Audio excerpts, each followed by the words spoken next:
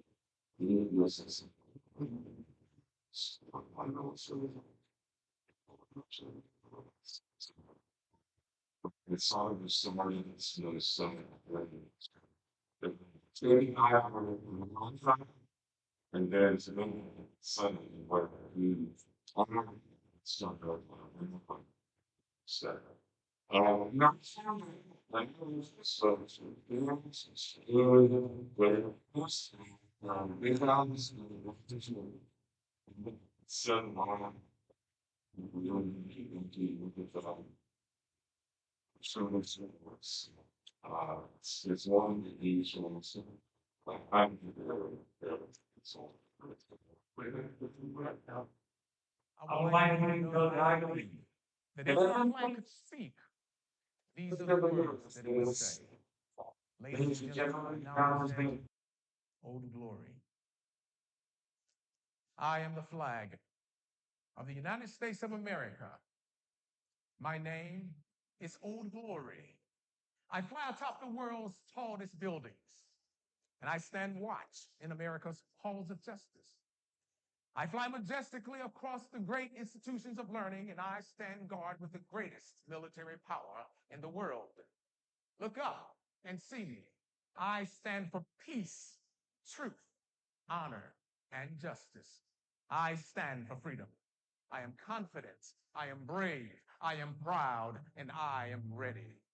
When I am flown with my fellow banners, my head is held a little higher, my arms a little truer. Except for my God, I bow to no one. I am recognized all over the world. I am sovereign. I am saluted. I am respected. I am honored. I am loved. And yet I am feared. I have fought in every battle of every war for more than 200 years.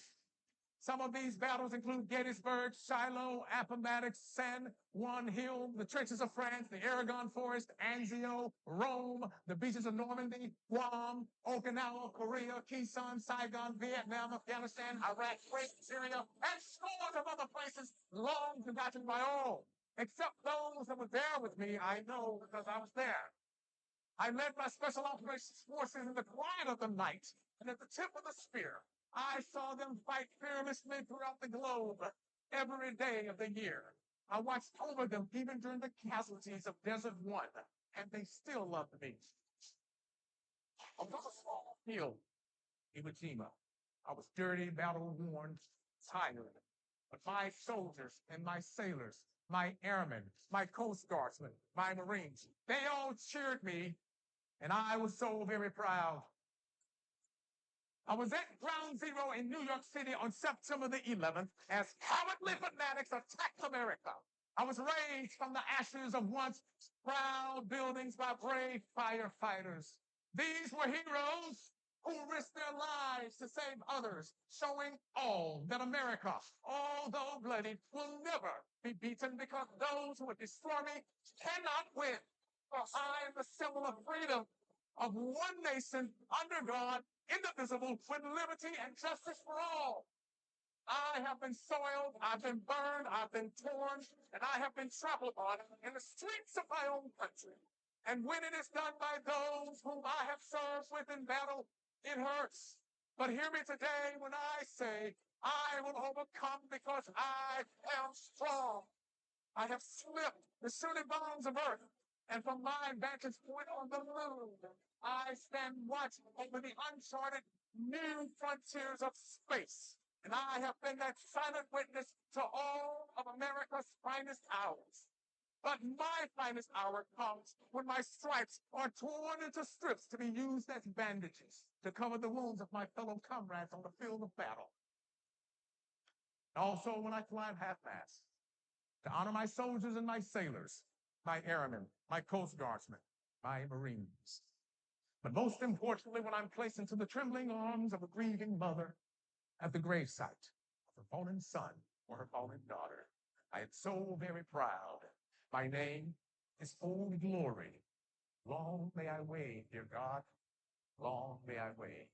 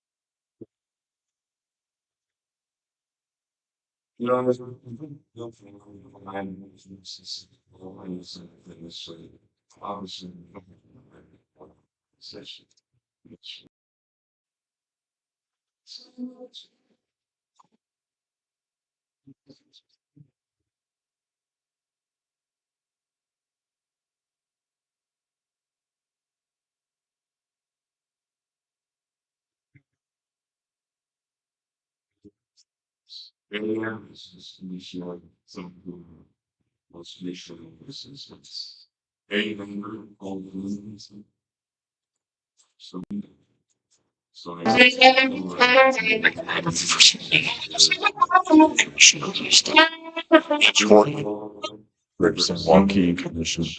Emeritus is great. Just recently, I think Jeff sent out the obituary. Mr. Henry Powell passed away just last Saturday. Just last Saturday, he passed away. Former commissioner, obviously, Hall of Famer. But many of us in the room on the umpire side. He was a pillar of the umpiring community. Can make umpiring fun. A very, very dear friend of all of us. And last but not least, he was actually mentioned last night by one of the Hall of Fame members going in. That's Rocky Cemetery. Rocky was last pitch coach. He was with Team USA. Some of the Pan Ams. Those of you that were out there, Hall of Fame dinner last night, his name was mentioned by Pennsylvania. It's his coach. He was playing for Team USA. Rocky wasn't a very tall person. For those of you here in the Avon region, those two were about the same size. So that's the old man understood the game greatly, gave a lot to our game.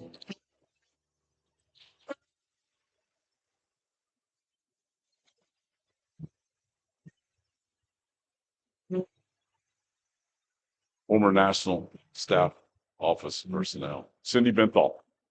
Everyone that's an umpire or a commissioner here that bought umpire uniform equipment will remember Cindy. So Cindy, when she was with us, we knew she had some health issues, and then after her retirement, it finally got her, and she passed away this past year. So Cindy Benthal, former national office staff.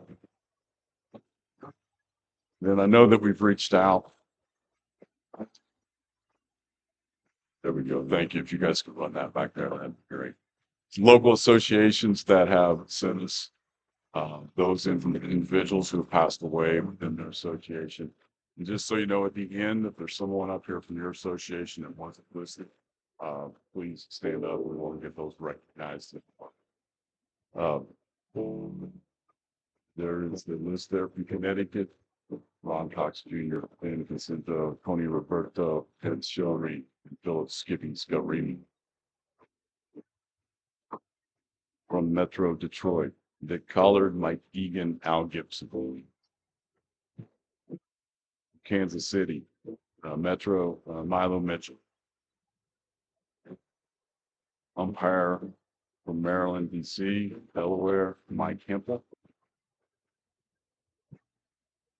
From Northern California, two umpires, Michael Muscala and Nicholas Alvarez. From Oklahoma, you say softball of Oklahoma, Geneva Cannon and Dick Howe. From Ohio, sports writer, a good friend of softball, Larry Stein. Always covered our game, covered our sport, and cared about us. South Dakota, Dale Frederickson, Bill Pinsloff, Iggy Magniva, Regan Nelson, Brent Nelson, Roger Utley, Larry Weber. And then fast pitch player from the state of Washington. His name was also mentioned last time in that pay and pack team. Randy Burnside, who played with Team USA as well, part of those pay and pack teams. Again, if anyone else, please step up if you have someone in your association. Don't we have a mic available for you or not to say it, but I probably hear. Jimmy.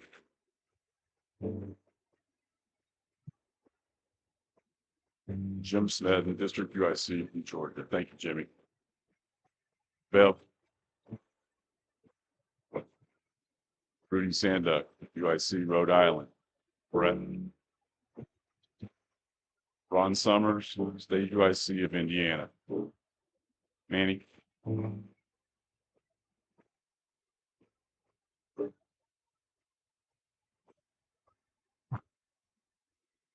Debbie Franscona, Central California.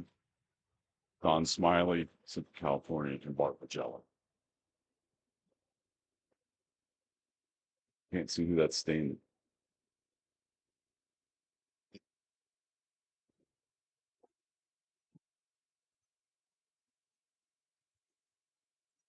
Thank you. John Jones, umpire from Maryland, Delaware, DC. Thank you very much, Steve. Sorry, I couldn't see you, Blair.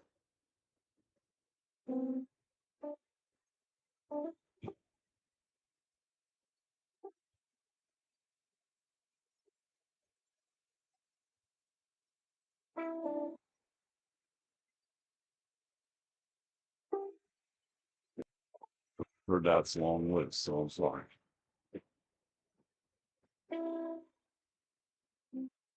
Alvin Bowen.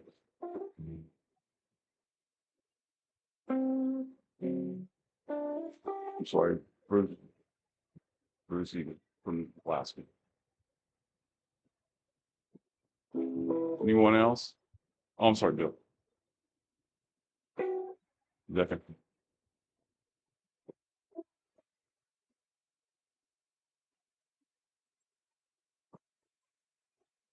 Go Dogs.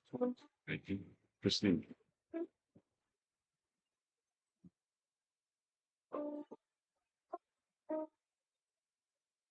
Thank you.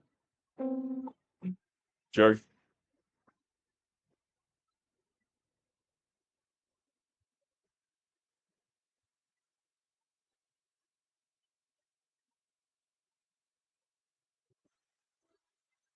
John Smart, umpire.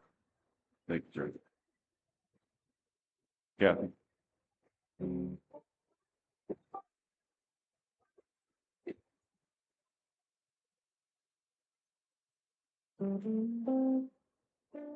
Thank you, Kathy. Anyone else? Okay.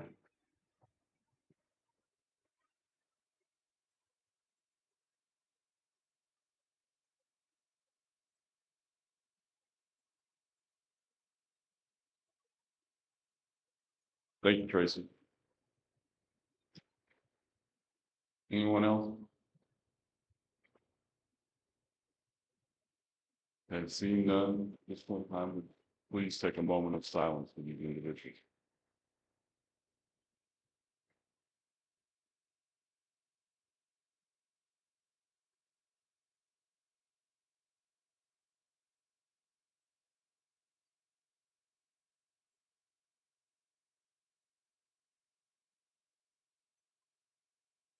Thank you very much. At this time, I'd like to introduce him back to the podium, President of USA Softball from Dallas Fort Worth, USA Softball, Dallas Fort Worth, Mr. Dave Devine.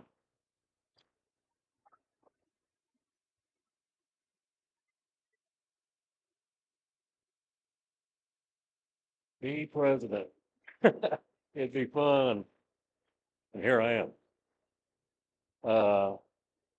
If you knew what I got in speech class, you'd understand why I struggle up there. It just not something I really am comfortable with, so bear with me, but I'm gonna try to get some points across. Uh, First off, I'd like to recognize some of the past presidents. If some of the past presidents would stand up and be recognized, I really appreciate it.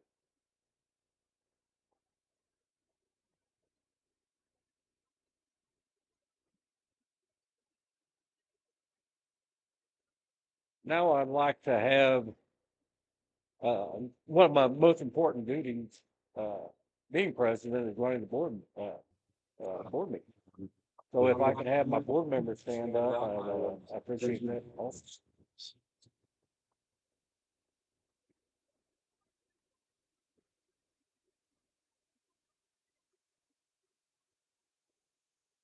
So one of our biggest challenges in the board right now is, uh, making sure that when an association person, we just saw a bunch of memories, is no longer around, that it's healthy.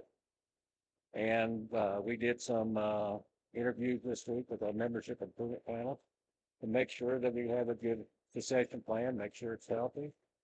And, that's probably our biggest struggle within our association, is that we don't want anybody to go anywhere.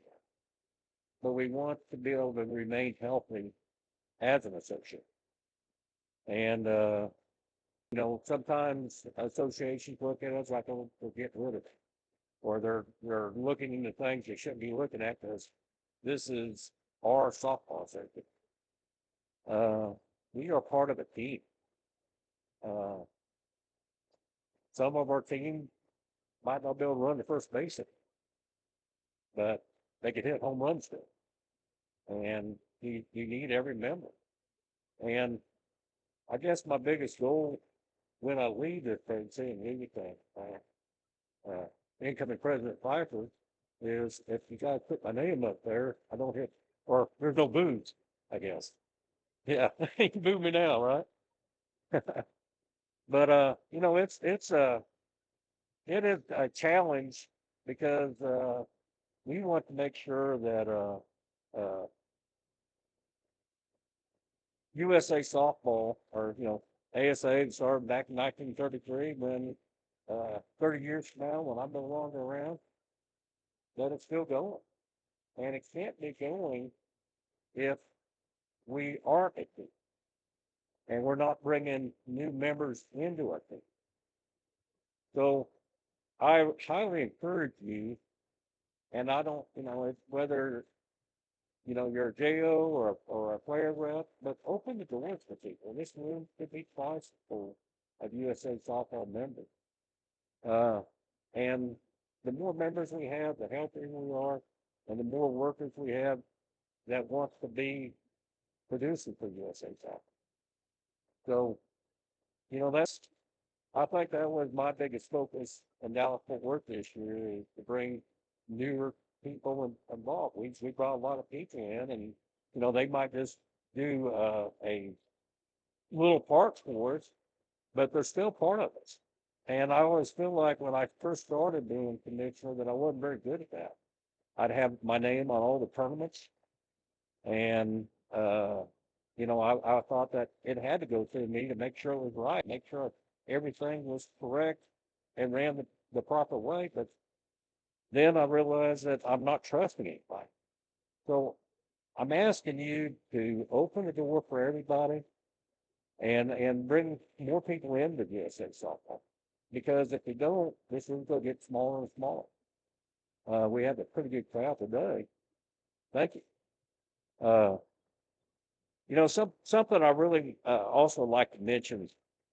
Andy, would you stand up, Mr. Dillon? This guy has been a really long time friend of mine.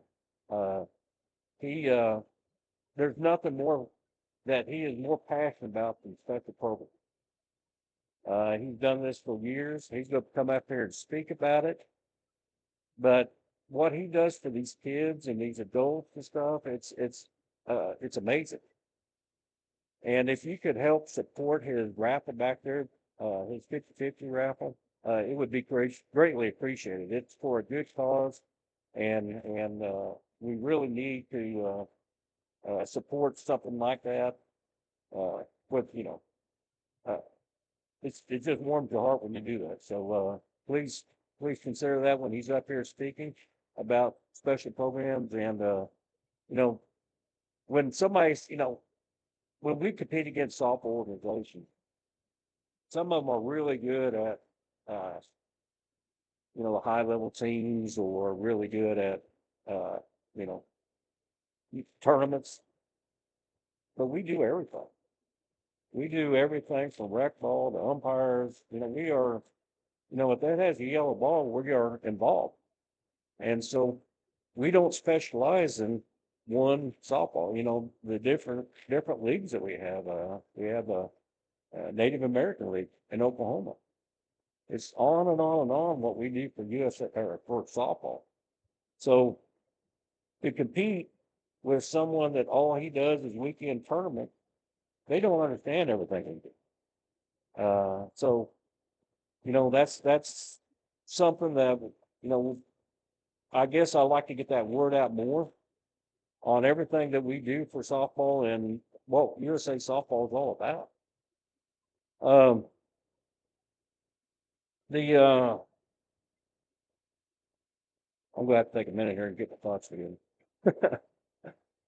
But when I see uh, like a Hall of Fame and people going in, Craig might have seen me wiping tears out of my eyes last night, but that it really touches my heart seeing a lady that had that's my mom's age, recognizing her husband up there, and their kids my age recognize their dad, and they couldn't hardly get it out. And I put myself in their position, and I'm thinking, that might be my mom. Then I think of my dad, and then I think of all these people that come up here at the Hall of Fame and how much it means to be part of ASA, USA softball. And, right now we're the flame keepers to make sure that this is passed forward. So it's something that, I'm just real passionate about that. It's been around since 1933. We're coming up on 100 years. It's crazy. In 200 and some years, I'd like to look back and look at a rule book and say, who the hell was Dave Devine? How come he got his picture in here? And that, to me, that would be nice for me. I collect these rule books and I always look back at them and see the struggles they used to have. The looked like some of the presidents were like me. They couldn't write very good, couldn't get their words out very good.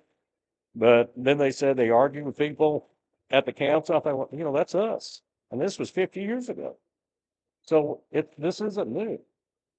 The some of the passions that we have uh, on different programs or different, you know, uh, I guess what I want to make sure that so far we've had a great meeting. We had a great JO meeting. I just want to continue what we're doing and be real positive about going back into the field and not really bring, we're going to have discussions, but, try to keep it positive, knowing that whatever you're saying, it could just be your opinion or it could be just your troubles. It might not be everybody else's troubles, but you need to know the answer. And if sometimes we go in these breakout sessions and it becomes real personal to one association. And that's one thing these board of directors, even though we have region VPs and player reps and stuff, we have to make decisions for everybody, not just Dallas Fort Worth. I mean, that becomes tough because sometimes that affects your association, not like you would like it, but it would be the best for USA softball. So every month, maybe even twice a month, these board of directors, we meet for you guys. And we make decisions. We had a good year this year, renaming our stadium, Devon Park, and meant a lot to us. And, the deals that we made, Craig's going to expand on, I'm sure. But we had a really good year this year. But, our associations were still out there fighting for what for our space. And, that's something that, we're going to need more help to do is fight for what is ours. And those tournament directors that you're competing against, I'm hoping that we're reaching across the aisle and say, hey, come over to USA softball. Or if somebody's having a league that's not ours, make sure you go out and try to make it ours. Because I talked to the JOs a little bit, a short time, but any one of us could leave USA softball, leave our team. I got a garage. I got some softballs. I can go get some trophies off of Amazon or even Crown or wherever we get our trophies at. And we can call one of the parts of them and say, hey, we're going to run a tournament. That will just be me doing that. It's not us doing that. We've had people leave us to work out of the garage because they don't want to be part of our team. They don't understand why we do safe sport, why we want to run back franchise, which I think is crazy. Yeah, some of this stuff is difficult. That's why, if it was easy, everybody would be doing it. But we have to do that. We're part of the NGP, so we accepted what the rule was to become part of the NGP. So, we've had people leave us, took everything we had after we gave them everything, and said, hey, this is my business now. I hope we don't have anybody in this room like that.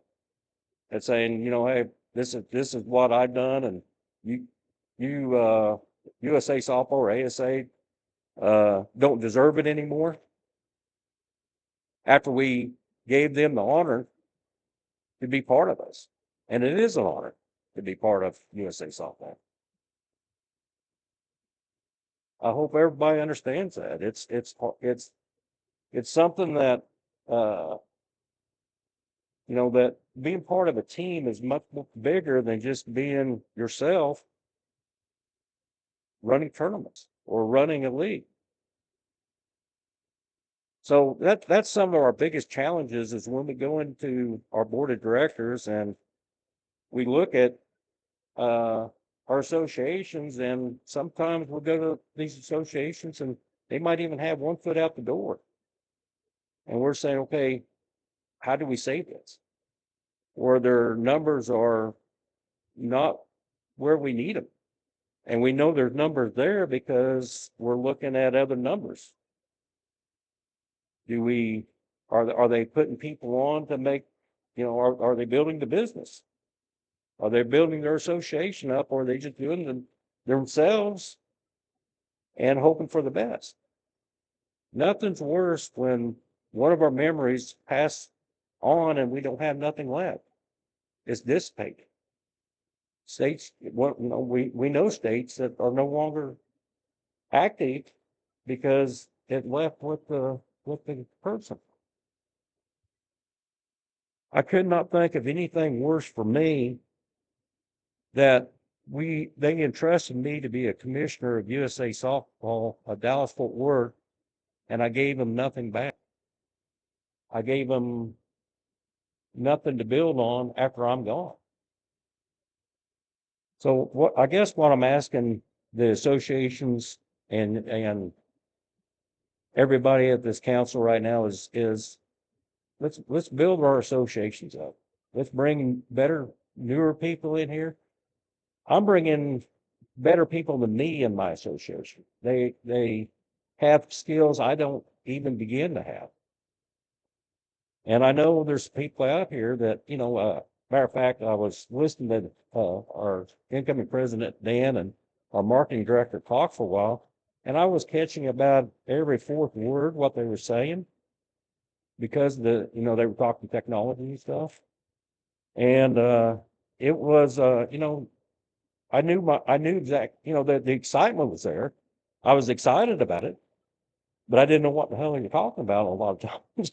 But they do. That's what we need. That's where we're at right now. We got to make sure that we are new. And I guess I was telling people, and somebody says, hey, have you accomplished everything your first year that you hope to accomplish? Of course, the answer is no. Everybody wishes they would have got more done, and I wish there was a magic wand so all the associations are fixed now. But we got a lot done.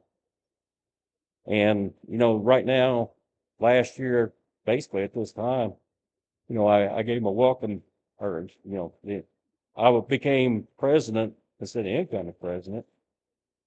And I gave my little speech. And I think, man, I got forever. This year went fast.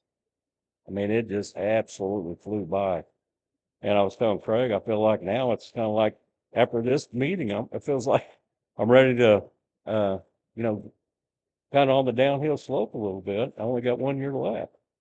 So I'm hoping that, we can get some stuff accomplished. And more than anything, I hope that I leave this association where our incoming president, Mr. Pfeiffer, has a good starting point and he can just handing off the baton and away he goes. And whoever's next after him, the same thing. I'm hoping that we can build on each other and he's happy where I left it. So I appreciate your time. Thank you.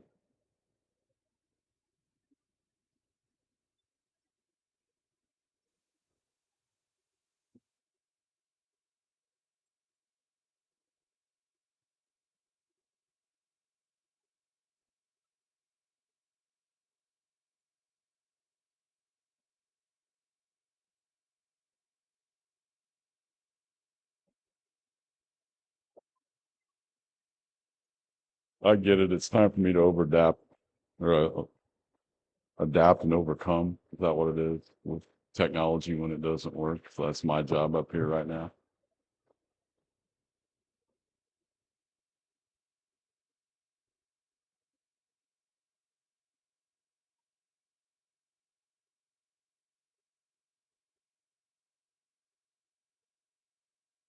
Hmm. It's a good thing I don't use very many notes, huh?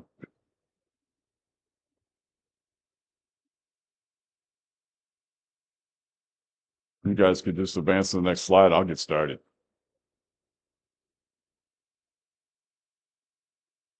Keep going. Good morning again, everyone. On behalf of the city of Oklahoma City, I want to say welcome. Our mayor sends his regards.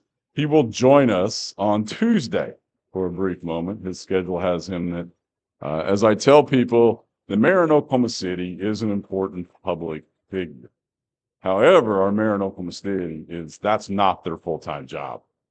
Just so you know, our mayor gets a $2,000 a month stipend, and our council folks get a $1,000 a month stipend. So I think you guys can do the math pretty quick to know that that's not something you're going to be able to live off of, and you have to have other jobs. Our mayor is Mayor David Holt. As you know, you've met him several times. He will be with us via Zoom on Tuesday afternoon. Mayor Holt his real job is, besides the mayor of Oklahoma City, he is the dean of the Oklahoma City Law School here in the city. So he, as I said, his schedule is extremely busy, but he did want me to send regards to everyone here this morning. And as a mayor that he is, yesterday, during the day, I look at my phone and I have a text, and it's from Mayor Holt. And he goes, "It's great that Dick's House of Sports would have a picture of our stadium in its store." Well, I think everyone's heard that the Dick's, besides Dick's Sporting Goods, they have these venues called Dick's House of Sports. We're fortunate we do have one here in the Oklahoma City area, and he was out yesterday at that store. He takes a picture and sends it to me of our facility at Devon Park. And those are the type of things that this mayor is always doing, is always reaching out to you at any point in time. So his support and the city's support obviously is extremely important to us. Also want to welcome everyone on behalf of our national office staff. I know you've got to meet a lot of them, especially a lot of the people over the last, the JOs and the individuals who went to the JO meeting. You got to meet a lot of those folks during the JO meeting and those workshops. Obviously, last night's festivities, Allison was introduced. And as she put out last night, thanks to everyone it was a great team effort on the Hall of Fame. I want to send out my congratulations to Stu, Darren, Haley, and Sam for a great night. It's easy when you've got talent to work with that you guys have when you're introducing the Hall of Famers, because they've done all the work already to be there. So thank you very much for that great evening. We greatly appreciate it.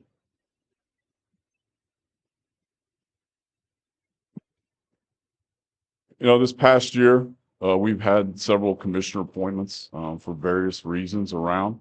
Obviously, taking over in Wyoming this year was Rebecca Pexton, the retirement of Mr. Ron Merritt, who is here with us this weekend. So I guess he retired from having to do all the headache work just to come in having fun. So thank you, Ron, for being here. But Rebecca, welcome aboard.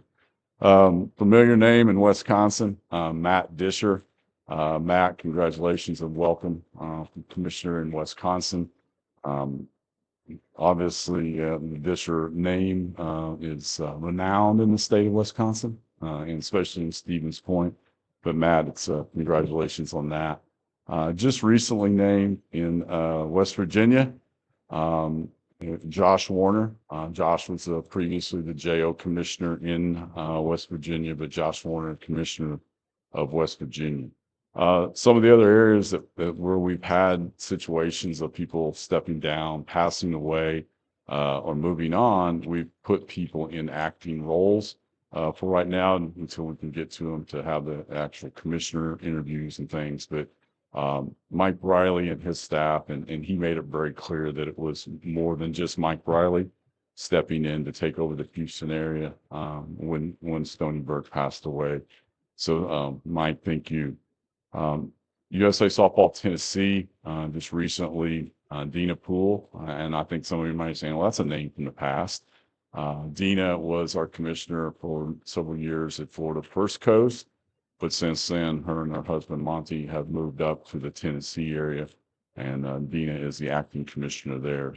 Some work commitments would not allow her to be here, but I know that she sent Monty here as the proxy. So welcome back, Dina.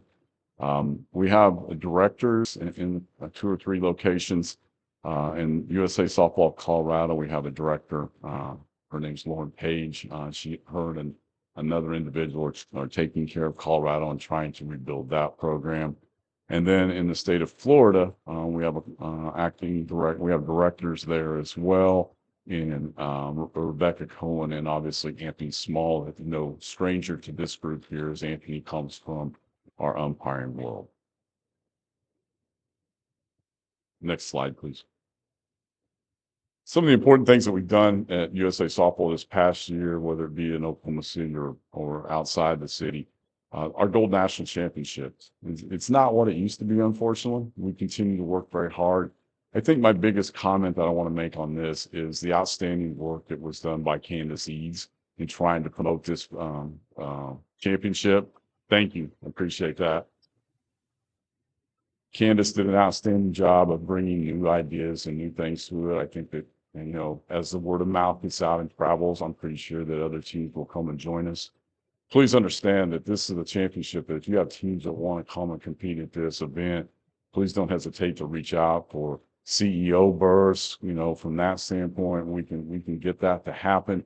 Because I know that some of your teams say, well, I don't have time to go to a qualifier. I don't have time to do this. Okay.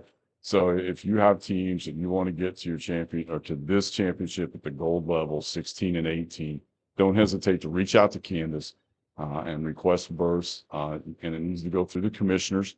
We want to have the validation of the commissioner that would come to this event, but please do so that we can get and continue to build on this. But thank you, Candace, for taking care of that. Next slide. Obviously, a growing something that's I wouldn't say it's growing because we're still at 2014 because that's where we want to be. I think what's growing is the enthusiasm, the people who want to be there, the fun of people that come through it. The great thing about it is that we see it pay off from the standpoint of as the players get better and older, it goes on and they play at the upper level.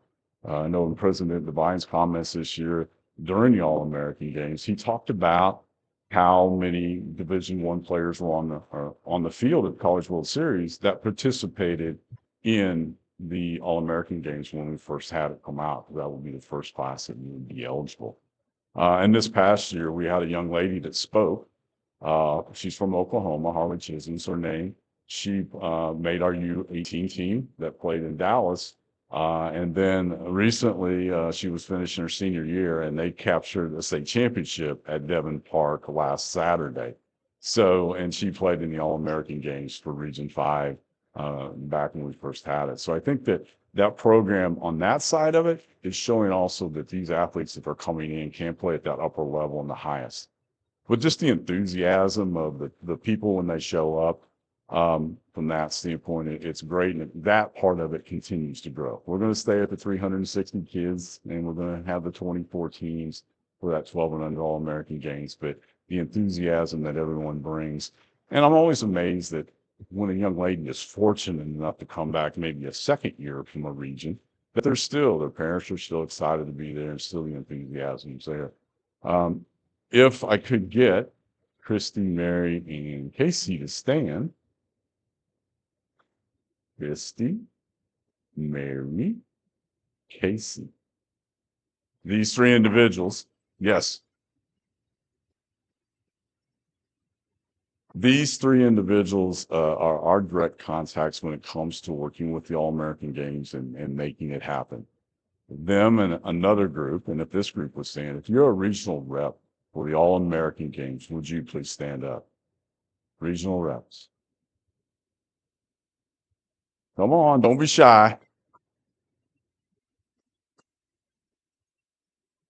These individuals do all the pre-work. You've heard that when you have an event, the easiest part of the event is when you throw the first pitch or you get to venue. The hard part is getting people there. Those three individuals, along with the regional reps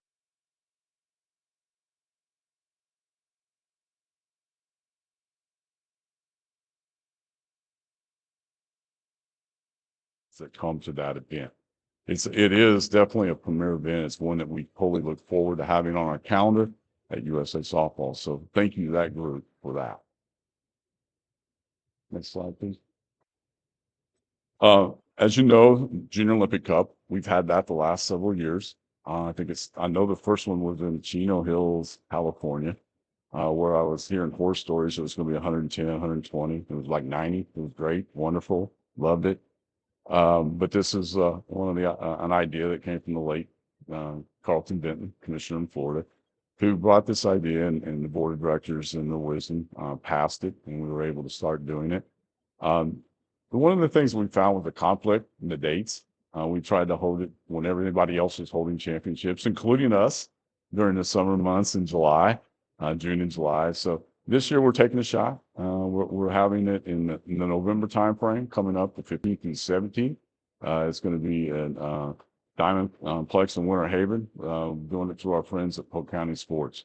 So we'll look to see how that goes. I got a lot of confidence. Candace is going down to run that event for us, and Polk County are great partners with us. So I look forward to, if you have a team in the 16 to 18 that's interested in potentially participating in that, please let Candace know, and we'll continue to get the word out. I know at one time, friends in Ireland were expressing interest in bringing a team over to play in it. I don't know if that actually came to fruition.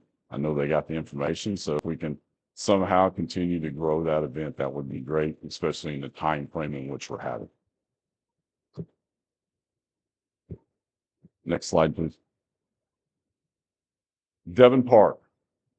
Not sure I can give the whole timeline on how all this happened. 2024 was a great year for a lot of different things. But this partnership was extremely important to us. Just to give you a little timeline and honestly, how quickly this deal kind of came together.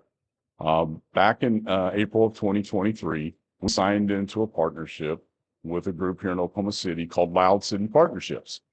Well, Loud City Partnerships is a spinoff group of the Oklahoma City Thunder basketball team. Who better in your community knows the individuals and the businesses within your community and what they might want to do? So we engaged in a partnership with Loud City Partnerships and gave them the rights to go out with our final approval from a board. We also gave them a list of people we really didn't want them to talk to on certain areas and categories and things like that. But they went out and they started bringing people in, bringing them to the table. Obviously, in May, they used the Women's College World Series, May of 2023, to bring out prospective people. We had some tickets that we gave them, and they brought them out and tried to lure them into it. And as we got closer to it, it just became very apparent that there was a front runner for that. And it's Devon Energy. If anyone wants to know where Devon Energy is, just go outside the door and right now look for the tallest building downtown. That is the Devon Tower. But Devon Energy is a lot of the same principles that we have, from the standpoint that they're in all 50 states doing things. They're big on their employee and empowerment and things like that. They do a lot of work in arts, science. They weren't in the sports world, but now they are. But we're doing so many different things with that. I'm honored to be pictured with Rick Moncrief, the CEO of Devon Energy, on that. We were able to get that deal completed. The board approved it in late March. A lot of work went into the announcement of Devon Park and the timing of that announcement. So a lot of things went on behind the scenes and preliminary before actually the contract was signed. So we had two separate groups working, the group on the marketing side and the branding side, working in hopes that the contract would get negotiated and get finalized. I want to thank our attorney, John Falcone, for all his work that he had to go through with Devon and their legal team to get it done. And then, the important thing is they wanted the biggest bang they could get for their buck this year, which I don't blame them for. They come in and they've done this long-term agreement. It's a 5-year agreement, then another 5-year and another 5-year. This is basically how we scaled it and how we needed to write it for various reasons. But we did that, and then we had the Devon Park announcement on May the 6th. We've been able to do different things. We're going to do a sports lab. As I said earlier, they're into science. So we're going to bring them out. They're going to have a class out at our facility on our main field because we have Yacker technology. So again, on the science side of it, so that way they can show that their investment just wasn't in the naming of a sports facility. So the Devon Park announcement, great for us as a program, great for us from a standpoint of longevity with USA Softball, and something that honestly started taking fruition on getting naming rights to in the partnership and opportunities USA Softball. I think under the leadership of Mr. Radaganda is when the board decided that we go out and start seeking those type of things. And it was very evident when we were going through some stuff with the World Series and trying to philanthropic there with the city of Oklahoma City. They brought in an outside firm that tried to, when we did our last improvements, they brought in an outside firm and tried to raise money. That didn't work because you have to, this is a big enough community, yet a small enough community that you have to have someone internally working for you. And the Thunder Group was definitely that right group. They have some very strong leadership at the top of that with Mr. Bennett. And this was just a win-win for us. And, like I said, we're doing a lot of things with Devon Energy themselves. We do a lot of things with OG&E, who's our field sponsor. But I can't say enough for Loud City Partnerships for bringing it to the table, and also to Devon for stepping up and wanting to be a part of what we're doing in Oklahoma City at Devon Park. As you can see by one of the photos there on the far right, Michelle Smith, former Olympian, she was actually our MC for that event. It was right before the conference tournament started. We happened to be able to take her right from an OU series down the road, the last OU OSU series, and bring her up here. But we had, obviously a great thing for us as we move forward. Next slide, please. Just an idea of the number of events or the type of events that we had at Devon Park this past year. Obviously, the Women's College World Series, the Border Battle, the Gold Nationals, the Armed Forces Championships, the All-American Games, the men's Class A and B slow pitch, the the Women's Open Championship, and then we were able to host the WBSC men's group stage event, and it was very gratifying. We had 6 countries here that represented us, and with the U.S. and 5 other countries. It was great to see a lot of people come out. I know Mr. Radaganda, Mr. Miller there every day, every night. And I'm very happy to say that we were extremely successful in that event. And I actually have 3 members of that team that are here sitting in the front row. Very impressive, guys. So if you could stand up, but Nick Mullins, Cody Pennebaker, and John Guizdala from our men's team. Next slide, please. Next year, 2025, to give you a breakdown of what we're looking at. Number of events scheduled for 2025. Grassroots events, that's All-American Game. That's A and B slow pitch, women's slow pitch, men's super AA, those type of events, 11 of them. College events, 5.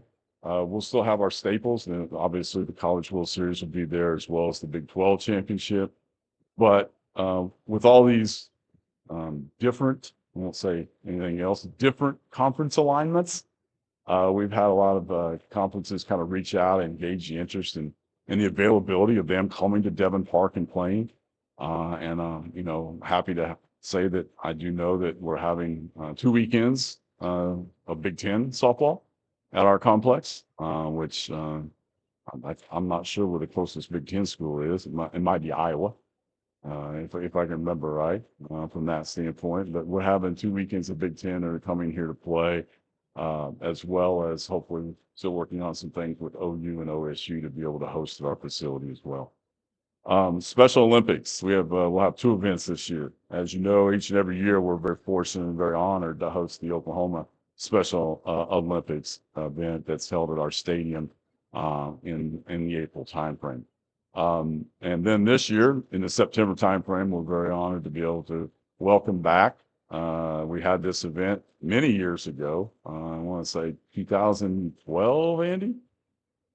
2012, that the Special Olympics North American softball event was here. We'll be hosting it this year in September, and I think the 18th to 21, if I remember correctly, here in Oklahoma City. That's north of Special Olympics North American, somewhere north of 20 teams will be participating in that event. So happy to have them back here at Devon Park. And then high school events, the 6 of them, we're still very fortunate. We have slow pitch and fast pitch in the state of Oklahoma. And so we'll have the slow pitch state championships in May. And then in October, we will have all 7 classes of the fast pitch. Just as an example, the fast pitch event that happened in the 2nd and 3rd weekend in October brought over 25,000 fans that came through the stadium in those 6 days of play. So if we had a drone shot of what it looked like on Thursday of the big state, people standing on the hills and everything outside on fields 2, 3, and 4, it was pretty amazing. So looking forward to that. And then one event that I want to obviously shout out to that's not listed separately is the Armed Forces Tournament. As I said earlier, that's a championship we've held the last 2 years. We've been involved with it for multiple 2 years, over 20, where we've supplied umpires at wherever the event's at for that Armed Forces Championship. But this will be our 3rd year in a row that we're able to host it in Oklahoma City. Um, and so if anybody's in town in the August timeframe that they want to come by, I think it's right after the All-American Games that we'll be having that event. Next slide, please. Stadium events and operations updates. As much as we've got going on in different areas, I want to read some specific things that I got from our directors. The stadium events and operations is led by Cheryl Bond. Cheryl's also our CFO. I don't know if she knows this, but a few years ago when I came into my position, I remember having a meeting with Ronnie, Kelly McEwen, Mark Lors. And at that time, when I came in, Mark Lors was running the stadium. Lo and behold, when the meeting was over, Mark goes, "Well, Craig, you should run the stadium." I think it's come full circle now. So now it's back in the hands of Cheryl. It's one of those things that we're always needing things out there. We're always needing money out there, obviously, to be able to keep the field and do the best we can with that. So it just made the most sense for it to fall into that. She does a great job of taking care of our finances inside, as well as being over the stadium events side. And we have a stadium director, Jake Magnus, and his staff with Molly Kill and Ransom Turner, and as I mentioned earlier, Candace Eads, as well as our field crew guys that Jackson and Austin and Mikey do a great job of keeping our field going. But that, just to give you some facts, our events dates last year were March 1 to October 19th. And I'll tell you, that's honestly one of the biggest pitches I have to do when I go to city events is they want to talk about the World Series. Well, recently they want to talk about what's going to potentially happen in 2028. But I have to remind them that, we have 26 total events. We're not just the NCAA Women's College World Series. But last year we had 197,000 visitors to the complex, which excluded players and officials. Well, not counting players and officials, just the people who came. We had 197,000 visitors to the field. We had over 400 games played at all levels, whether that be grassroots, college, Oklahoma high school, adults, military, Special Olympics, and national team camps that we held in late June, early July, and then obviously the WBSC event that was held in September. Something that I feel sorry for them on, but I'm not. That's very difficult for those of us who ran ballparks. They had 95 tarp poles. Okay, so anybody ever had to pull a tarp on the field? You know what it's like. Add the Oklahoma wind, and that's what it's like. But we had 95 tarp poles, which that's one of those things I hope we never break 100 on.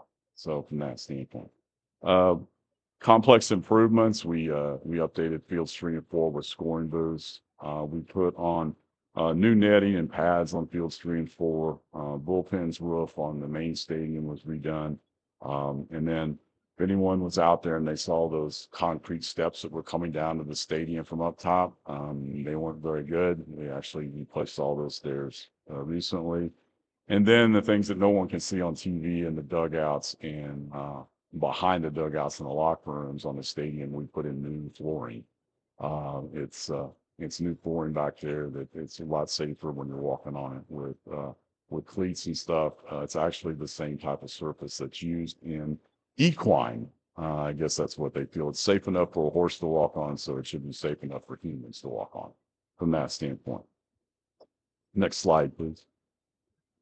Marketing and communications. This is an area that I think we've taken a huge swing at this year from the standpoint of what we've been able to do and, revamping with departures and people leaving, because that's the nature of the business these days. People are going to come, people are going to go.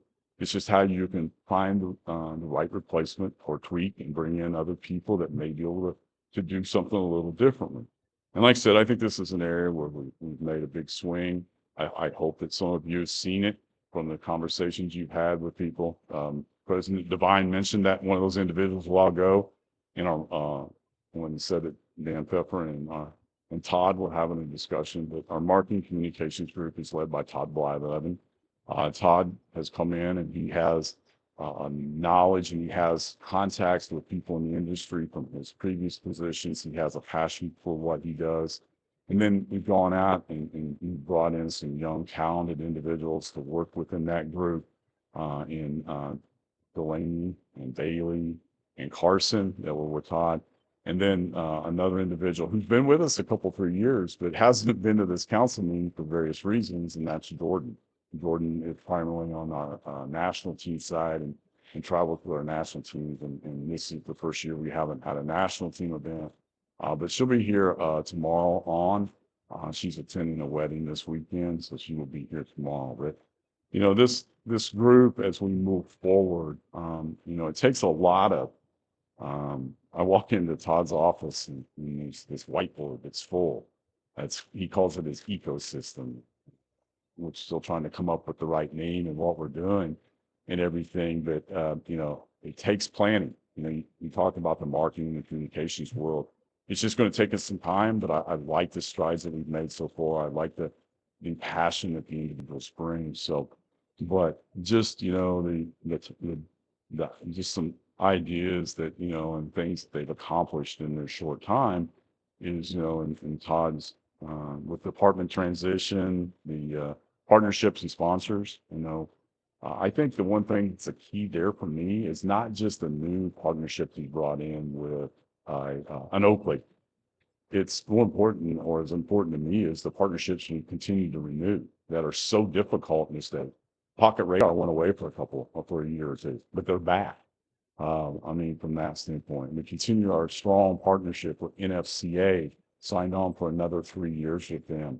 The MLB partnership, which I'll talk about a little bit later, and how that has also continued to blossom. The technology investment that we're doing, the Olympics, potential Olympics 2028 preparation here in Oklahoma City, stadium and event focus for the grassroots program, as well as the grassroots empowerment. We want to go out and we want to tell your story. And I know that Todd wants you to help get out to those people that in your communities and give you ideas and tools to go out so you can tell us those stories of success so that we can tell the world in USA softball how to do those things. And that all goes along with our development and training program. His vision, our vision for 2025 is rolling out new partnerships and programs, you know, and to provide the action results that this group needs. So hopefully you've seen what I've seen from the standpoint of a big swing and headed in the right direction. Please use that resource. You'll learn more about it in the marketing communications or in the marketing meeting and the communications meeting or later that are held later this week. So please take advantage of those resources. Next slide, please. IT updates. You know, this is a large area.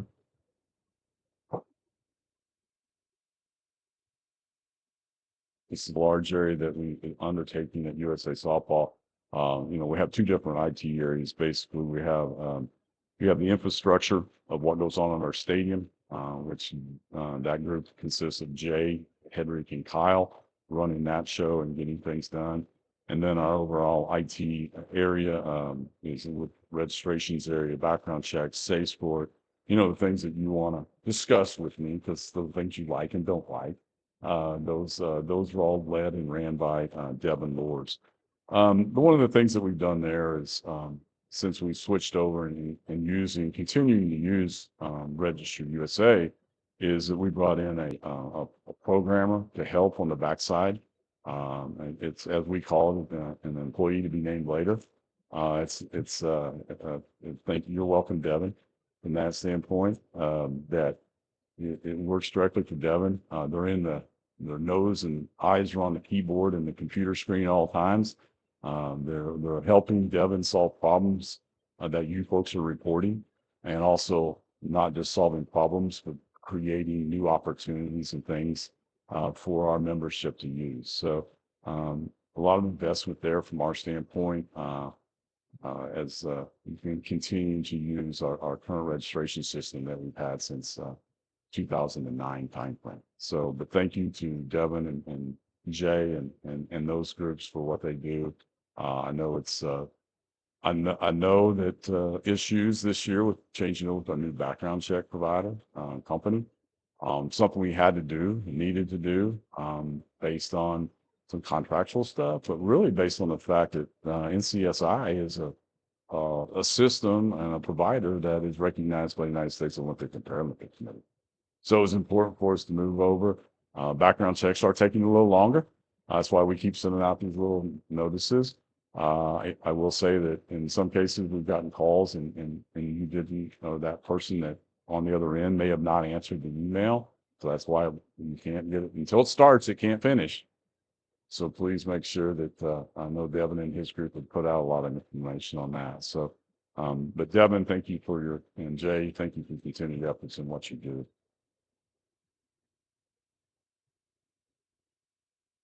Uh-oh, I got a clicker that works.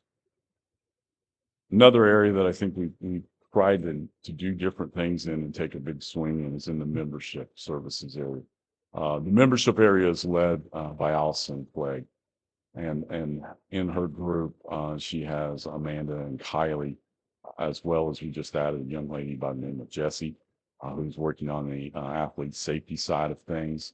I think that if you've served on any of the committees that have met throughout the year this year, you have probably gotten to spend some time with Kylie on membership improvement and with Amanda on national championship, the committees there, they're reviewing the national championship. So as I said, I think that I know that they're reaching out, especially to the newer commissioners that are coming aboard, trying to make sure, get updates from them, trying to understand where they're at, trying to understand where they might need help. And I'll throw this out to everybody in the room, just as I was talking to Josh Warner the other day.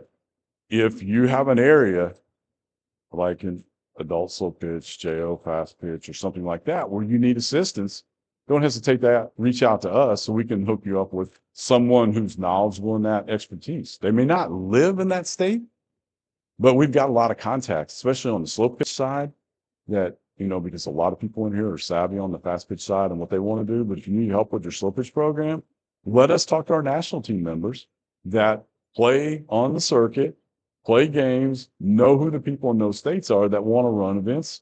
Maybe we can link them up with you to be able to help you do that.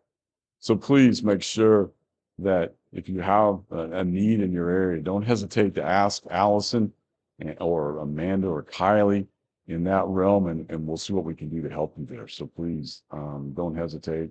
As Allison probably gave me the shortest list when I asked for accomplishments and what they've done, but they were long sentences. From the standpoint, there was a lot in each sentence. And I see in each one of the departments this past year, the growth that they've made and what we've been able to do to advance our company further. And I think as we've advanced it, I think we've been more supportive and able to adapt to your needs and help you out. So please continue to ask for things from us as far as contacts and things like that, and we'll do our best to assist you and help you out with that. Another phase that obviously that's under Allison purview, but as she said last night, she put it very well. This is a team effort, and just like these items are that's we've done in the museum.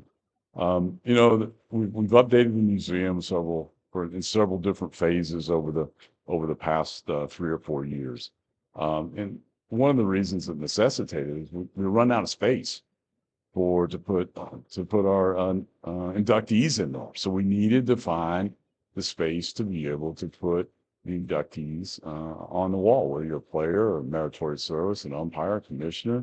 So we had to go to a new phase there to show different things. We also needed to do make it look A lot of people don't see it. If you go downstairs, what we've been able to do down there with our college information as well as our umpire stuff updated down there. Obviously, everybody, they're gravitated when they go in that door. They turn right, you go right in that Olympic room. Everybody's gravitated to that. But I mean, there's so many different areas in that Hall of Fame that we've updated, and I think it's got a better look. But a lot of that stuff that you see there on the renovations is downstairs. So I'm very happy and very proud of what they've been able to do, and we're going to continue to do that, obviously as the funds will allow. Next area, national team updates. This is an area, obviously, it's rather large for us from the standpoint of the international commitment, but also a commitment that's been made by USA Softball. And what I mean by that is we don't just do fast pitch. I mean, we do the slow pitch border battle. That border battle is now 14, 15 years old. We've been very successful with that in giving our program there a place to play at those athletes at that highest level. And then obviously, with the WBSC, they've added some other age groups that's given us more opportunities to send players with Team USA on it.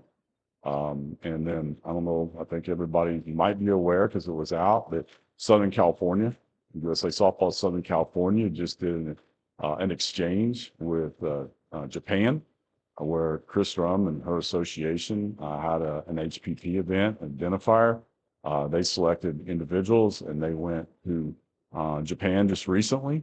And Chris and the coaching staff there, I think the results we don't look at results anymore. When we go certain places, we look at experiences, especially for kids that age and having the opportunity to go there. And everything that I've heard from it, from back from Chris, because he made the trip with Chris Drum. Chris Sidney made that trip.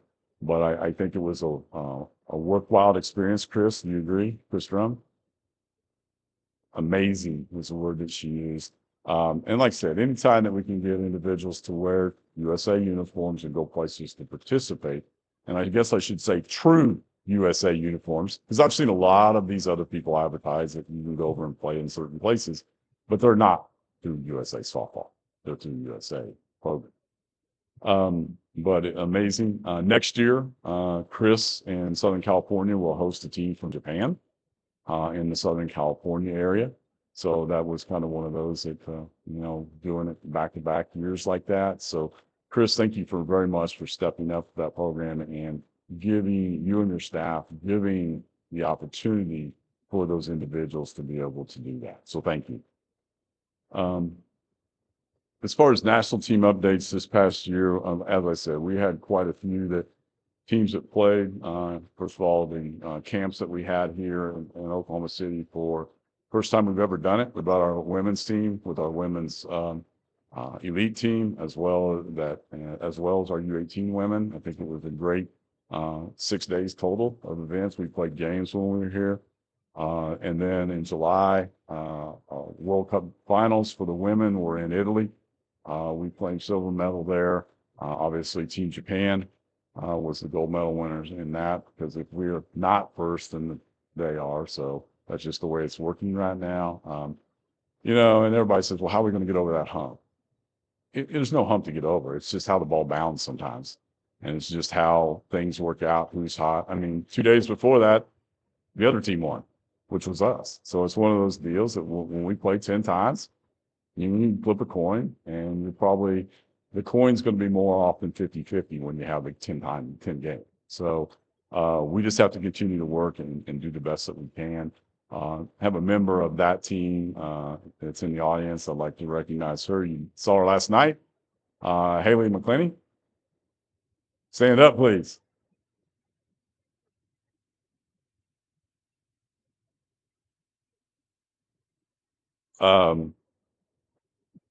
Haley and I have a kind of a special bond. Haley, first time I met Haley was my first trip as the CEO of USA Softball, or incoming CEO. Mr. Radagano was actually still the CEO at that time. She was on our U19 team that played in Canada. But Haley has, after the Italy game, she's announced her retirement from playing competitive. Halo, thank you for a great 11 years with us. We appreciate it.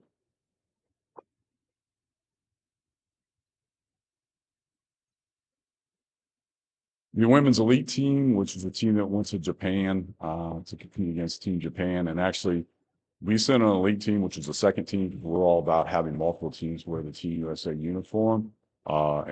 Japan had the team that played in Italy is the same team that this group played in Japan. As someone said last night, I believe it was Haley and Sam when they were doing the Hall of Fame thing, talking about the future. The first game was a very, very good game, and it was, we look forward to always continuing to have opportunities to play against Team Japan, and they're learning more about us, but on the flip side, we're learning more about them as well. Oops. Here's I'm sorry. And then the last thing I did mention, I think I skipped through the slide, was the U18 women that participated in Dallas, Texas, for the group stage down there. Appreciate Commissioner Devine. It was a joint effort down there as well. The USA Softball Texas people there to help us out. USA Softball Dallas Fort Worth people there to help us out in running that event. 6 countries, Team USA, coming out victorious there and gaining a spot for next year's finals, which will be here in the United States next year as well. I'd like to thank the coaching staffs for those women's teams, for the national team, the women's, Heather Tarr, head coach, Kyla Holis, Jimmy Kalidas, Tim Walton. On the women's elite team, head coach was Kelly Crutchman, announced that they're going on Hall of Fame next year as a player. Alyssa Goler, Rachel Lawson from Kentucky, and Cody Thompson. He coaches in college, but he also played in our program on the men's side before as well as his son has played in our men's program. And for the U18 women's national team, head coach Kyla Holis, Alyssa Goler, and Kelly Crutchman. So I want to say thank you to those coaches for taking time out of their schedules and spending time with our athletes and helping them.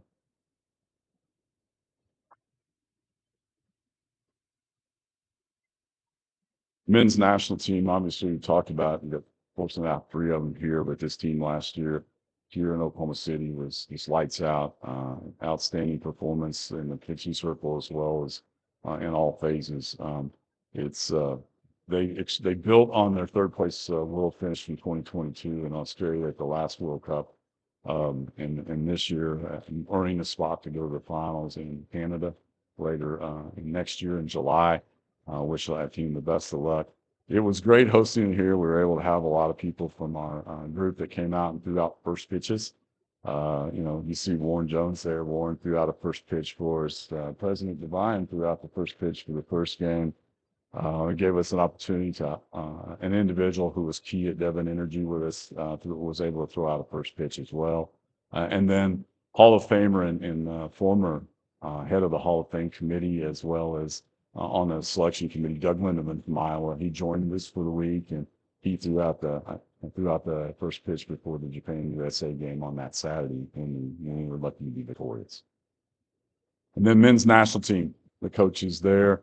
This group works extremely hard, not only on the field as the coaches, but they do a great job of fundraising, going out, friends of the program and things like that. I can't say enough about them on that.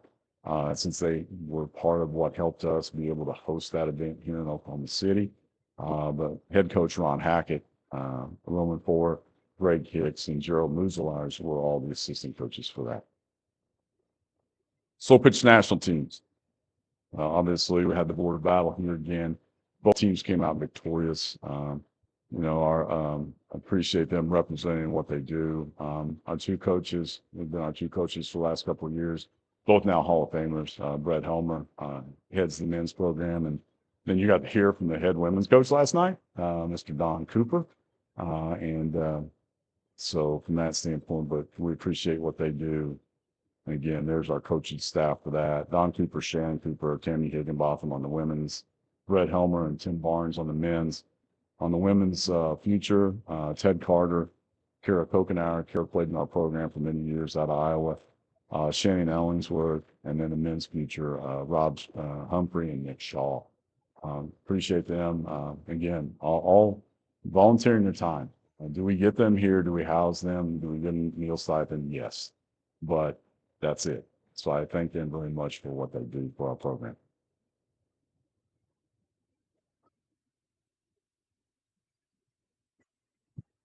Here's another portion that's headed by Chris's group, and I think it's been extremely successful in what we've been able to do, and we continue to make tweaks to make it better. The high performance program, the HPP identifiers that were held across the nation, 10 regions. Again, the Southern California Exchange with Metro Tokyo that they did based on an identifier that they hosted in Southern California. Last 2 years, we've had national selection events. So when our U15 team won the World Cup in Japan last year at this time, that team was picked from the 2022 HPP national selection event.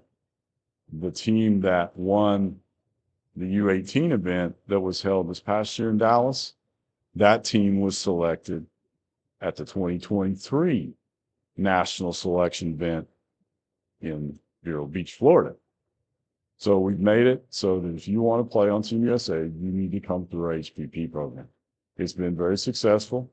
Right now, we won both the events. We sent players that came from that. Hopefully, we'll continue that when we have the finals of the 18U next year. The 18U team, again, will be selected from this national selection event that's being held in Vero Beach. To Jackie Robinson Training Center. And I'll talk a little bit more about the Jackie Robinson and Vero Beach when I get to the MLB stuff. But this has been a great program. It's one of those things that a good thing that came out of COVID, I guess is the best way to put it, when we had people in the office and time to think and work on things. And I know that Chris and his group have done a great job of continuing to tweak that. We're using our coaches, our players, our national team players, to go out and be the people at those camps and clinics to evaluate that, which helps. It brings validity to the program from that standpoint. But I appreciate what they're doing in the HPP program. And I hope that everyone there sees it out there in their areas that it is helping. Don't hesitate to reach out to Chris for an HPP event. I know that a lot of you had those. And again, we had them in all 10 regions last year. So that's great. 18 in Dallas, the men's here. The other thing that's a residual benefit of the international side of the house is the number of people that go and do things internationally that because of us either hosting or because of them being an umpire, you can look to see the number of umpires and people who participated at the international events. Umpires this year, we sent Kevin Wallace from USA Softball St. Louis. He went to Mexico for the men's Group A. There. The Group B, which was held in Canada, Glenn Brown, Mark Horace, both of those individuals I know are here this week. So those individuals umpiring here, doing the things in our grassroots program, getting to a certain level, and then becoming WBSC certified, they had the opportunity to go and do these type of events. And then obviously the women, going to the women's event, Brad Newton, he went to the stage event in Sao Paulo, Brazil. And then at Group C here in the United States, John Baca from New Mexico, Naomi Erdahl from North Dakota, Stacey Newton out of Alabama. She went to Group C in Dallas as well. The Group C men, we were fortunate we had 3 here. John Hand out of Illinois, Bubba Ewald from Dallas-Fort Worth, Casey Waite from USA Softball of Idaho. Those individuals, all because of being part of USA Softball, were allowed and earned the right to go and represent our country as officials and umpires at those events.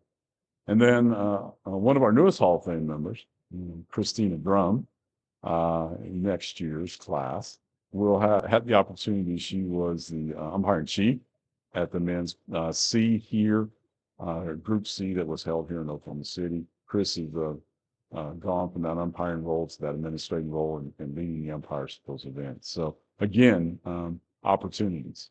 Also, other folks that had opportunities to do technical commissioners, they're called TCs. They're kind of like tournament directors, but they have multiple ones that go to each one. The Group C in Dallas, Rich Kress, McCowan. The Group C here, Greg Pohl, who's on our staff as well as Rich was here at this event as well. And then a category with our needy scores. And we had a lot of great scores that helped us out. in Dallas, Paige Vaughn, Jackie Schultz, who's here in the room, Annette Strange, and Lynette Strange. So Annette and Lynette. I can tell them apart when they speak. That's about it, though, from that standpoint. And then as far as here in Oklahoma City, Paige and then Carson Osborne, who's does a lot of our scoring on events on grassroots program throughout the year. How many people want to talk about this? Oh, come on. You know, I know that there's a lot of people in this room who, safe sport to them is it's important, but it's hard. Is that the best way to put it? It's important, it's hard, it's important, and unfortunately, not everybody has to do it. And I think that's where we're hung up at. I think a lot of you know that last year when I was here, I talked about the fact that I was supposed to go to Congress and testify. Last year, they got canceled. This year, they put it back on the docket in March. I did have that fun opportunity to go. I don't recommend it if sitting there. Don't drink very much water or coffee before you go in a room because they don't let you up to leave to do any of that. So from that standpoint, but I can tell you that it was a very intense 2 hours and 26 minutes. Not that I was counting. But it was important for us to do and for us to have our say. I can't thank Julie enough for the introduction to Congressman Griffith, Morgan Griffiths out of his area in Virginia, an individual who him and his family enjoy the pool, enjoy swimming, and are members of swimming clubs. So they have that side of the world that they understand. I know that he was fortunate that Congressman Griffiths came in and I believe spoke to at your managers meeting at your national championship, if I'm not mistaken. And I think there he still made a recommitment on how important it was. And I think as we move forward in this, obviously after March and we had that testimony from my standpoint went well. I had 5 minutes to say something and that clock is right there ticking or counting down in the bright red and you can see it flashing. But I think, with the help of a lot of people, I put together a good message. You got everything in the 5 minutes and it's what you have to submit in advance. So you have to give your testimony in advance. I guess that gives them an opportunity to strike out the things that they don't want before you get there. But it definitely was an interesting experience. Is it one that there's been a lot of change come out of it? Come on, it's a U.S. government. Is there a chance for change? Yes. Is it going to be quick? No. Okay, so a couple of months, still a lot of things going on it. It's one of those situations where the other panel members that you're with also dictates how much attention because it was about the whole thing of athlete safety is what it was. Well, you got the safety person or security person from the USOPC is on the panel. The head of the Safe Sports Center, Jerice Cohen's on the panel, which, that Congress is the one that created the Safe Sports Center. So those people are asking her a lot of questions. It's like, why are some things not happening? Each person on that committee gets to ask you questions for a certain amount of time. Everybody in the room gets their 5 minutes, except unless you're the chair of the committee, then you seem to get multiple 5 minutes from that standpoint. But it was an interesting experience, and I know Congressman Griffiths, when I got done with the testimony, asked some very good questions that knowing in his time, I wanted him to get as many questions. I gave very short, brief answers, mostly yes, no. He asked if we'd lost leagues and things. And I said, not only have we lost leagues, we've lost associations that have chosen to go somewhere else because they didn't want to follow our guidelines. So I said, it's extremely important. And it's not just us, USA Softball's an NGB, but it affects a lot of other NGBs out there that I'm representing as well. So he asked a lot of great questions. Other members asked questions as we went through. But you got to remember in that time frame, we're also focused on other athlete safety. And unfortunately, I had an individual sitting next to me from the soccer world. She was a victim of this. So there was a lot of questions and attention from the panel that went to her, rightfully so, from that standpoint. So when you go and you have to be very succinct in what you say and how you want to say it and things like that. Do I think it was a positive thing to do? Absolutely. Do I think there's potential to have some good results out of it? Absolutely. I think that as an NGB and working with a combination of our other NGBs, the biggest thing we can hope for is that other organizations somehow get hit with having the training requirement that we have. And then it becomes a huge positive for us because as an NGB, our members don't do what? They don't pay for that training, do they? Those other individuals, and one of the things that also helps drive it, they can get money from other people who are not our members and are not members of other NGBs. And that's Safe Sports' biggest thing to Congress. We need more money. The 20 million they're getting is not enough from that standpoint. So I think it's a good thing. It's going to take time, and some of us, me included, are not the most patient people in the room. So it's not going to move quick enough for any of us. And the reason I say I think the educational piece is the best we can help for, as far as them reporting individuals and them not being a part of an NGB and them being a part of another organization, I can't see them having time to go and handle all those cases. They flat can't handle the cases now that we've got from the NGB world. So let alone doing that. I can tell you that during that meeting that basically the Safe Sports Center asked Congress for another 20 million. Didn't go over real well from their standpoint, but that's not my battle fight.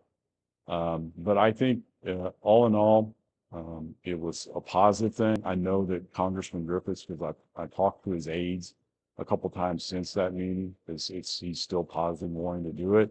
I am concerned about the turnover because of some people on that committee that didn't run for reelection, let alone those who may not win the reelection. So I know that as we move forwards, there's going to be there's being a bill right now that could go to Congress yet this year from Congresswoman Ross out of North Carolina.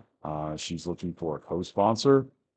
She's on the Democratic. She's a Republican co-sponsor to do that. Being pushed heavily by U.S. Soccer, obviously. The NGBs, legal people, including our legal, have looked at it. We've given our comments, and it's come a long way from when it first started and what they wanted to do. So it's got a small piece about that education thing that I talked about, and people becoming educated. So I think that's important. Like I said, I'm optimistic that good things will come out of it. It's just going to take time. And I know that as long as we continue to have the support of Congressman Griffiths and others, because others are taking an interest in it as well. I still encourage everyone in this room, if you have a representative, because it's not hit the Senate side yet. If you have any connections with those people, your politicians and stuff, please let us know. And we'll help you make sure we say the right things. And the reason I say that is that, and Andy, Joe Patterson, and John McPhail will tell you this. When we went to Congressman Griffin's office, the first question was, are you against Safe Sport? I think if we'd answered it any other way, then no, we're not looking to get rid of it. We're just looking for a level playing field. I'm thinking that meeting would have been about 30 minutes shorter than it was, and our meeting was only 35 minutes total. So I think that that's the way we need to approach it. It's not something we want to get rid of. We just want the processes to be better. We want the trainings to be shorter. We want everyone to be educated. And that's the messages we're trying to deliver to Sage 40. Okay. Obviously, I'm more than happy to answer any questions when we're offline here and moving around. Background checks, I covered that a little bit. We switched over to NCSI. And obviously it's becoming a more thorough partnership as we move forward in a background check. Partnership with Oklahoma City, touched on it briefly about Mayor Holt. But I want everyone to know that with the potential of having the Olympics here in 2028. And I'm going to use that. I keep using that word potential. Okay. We're being extremely, in this city, we're being extremely sensitive to the LA City Council. They have not taken action on this yet. That's what's got to happen next for those two events to come here to Oklahoma City. It's really, we haven't had many planning meetings. The one thing about it with this potential out there, I think it's going to help us at USA Softball because there's some things that the NCAA wants, and one of them is an indoor practice facility. Those plans, we've actually started moving on that with the help of our person at the city, Sue Hollenbeck. I think everyone knows Sue. She came from the CUB. Now she's our representative in the city manager's office. And the city's doing projects a lot differently now. Cheryl and I had the opportunity to sit in and on the architectural selection, the architectural firm selection of who's going to do this. And then we actually this Wednesday, this past week, we sit in a meeting on a scoping meeting with that selected architect to begin the direction of what we want this to look like and how we're going to get it done. So more to come on that. The city is continuing to invest in us. There'll be a bond issue that's upcoming. I would say, Ron and John, please support it, but you don't have a vote in Oklahoma City, so I get it. I do, and I will be supporting it, but we'll be on the bond issue again in Oklahoma City in 2025. I don't know that USA Softball will be called out. We normally get pushed under the Park and Rec, which is never a bad thing when they're asking for stuff like that. So, but we will have another bond issue that will come forward in 2025. The bond people and city manager Craig Freeman, they're very supportive of what we want to do. So I'm hoping that it will continue to be very generous to us. We've been able to make, since we had the opening of the stadium with the two levels, the city's invested over $1 million each year since then in different projects. New video boards, the ribbon boards that a lot of you have seen, the walking path from Remington Park over. It's hard to believe that a path and a bridge cost $1 million. Lights, excuse me, that must have rolled the price up was the lights. But $1 million projects each and every year for the NCAA, because that contract comes due in 2035. We'll start renegotiating 2033. So we have to make sure that we continue to win that business, so to speak, and that the World Series continues to be here. So great partnership with a lot of different elements. Just wanted to give pictures of the people I talked about earlier from National Office staff, Delaney Baker. Delaney, thank you very much for helping with the presentation. Carson Burns Moore, Bailey Blanton, Amanda Howlett, and our new one, Jesse. Thank you, Jesse. Jesse is from North Dakota. And she's always wearing sweatshirts when it's 90 in Oklahoma. So I'm a little concerned what it's going to be like when it gets cold. And then obviously Todd Blyleven, as I mentioned. New outside in the stadium, Jackson Webb, Austin Sylvester, and Michael Lunsford. We call him Mikey. Those folks doing a great job for us outside. Registration. I think a lot of you know, as I said earlier, continuing using our current registration system we've used since 2009. Devin and his group working to make improvements on it. Appreciate the continued feedback from people that we get, that he gets, to continue to make our system better. And we'll continue to work on that and work for improvements as we work into the future with that system. Unfortunate that the other registration system that we haven't been able to do what we needed to do to move on from that. So production reports, I put this up here just as a reminder. We send out production reports every month. This is what the board gets as well. So when we're asked questions, it's like, well, so-and-so said they have X teams, but we're only showing Y team. Please take time that when you get these sent to you via email, make sure that your numbers are correct. If they're not, please contact Devin and his group to let us know, or Allison in her group to let them know, hey, I'm short on the production report. Or, hey, unfortunately, my number is higher on that production report than what I really have. Did you guys double double register some teams that I sent in. So please take the time to look at those reports and give us any feedback that you can. The MLB partnership, the main thing I want to say on this is that I mentioned Vero Beach and Jackie Robinson Training Center. MLB again this year continued to support our national teams program. They're supporting our HPP program and also that facility that we're able to use for that HPP program finals is they're owned by MLB. So their partnership after all these years have remained extremely strong. I can't say enough. I appreciate Tony Regans who runs that group. Obviously, we deal with David James and and he leads the group that we deal with from that standpoint. We have the events out there that are breakthrough series and their EDI stuff. I can tell you that when those events are going on, those are fully funded by MLB. From that standpoint, we get the recognition of USA Softball on it, but that's where partnership with MLB, that's a fully funded thing by them. So they just do so many things. Obviously, they're a little busy right now. David, I think, will be with us later this Tuesday, Wednesday timeframe. I think that they were all in LA this past weekend. I know that some people in the room are happy about the first two games, and some people are not so happy about the first two games. But that's why we play the game. So, but MLB partnership continues to be extremely strong, and from that standpoint,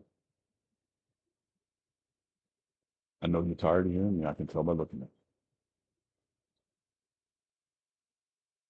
a break. No, this is Congress. This is a congressional hearing. There are no breaks. Oh, President, are you okay with a break? All right, then we're going to take a 5-minute break because you know what means? That means if I said 10, you'd take 20. If I say 5, you're going to take 15. So we're going to say a 5-minute break, and then we'll move on in our program with our special programs and Mr. Dooley. As you're moving to the break, I just want to say thank you for your attention. Anytime you have any questions of myself or the staff, please do not hesitate to ask. And thank you for what you do in the field, and we continue to do the best that we can as an organization. Thank you.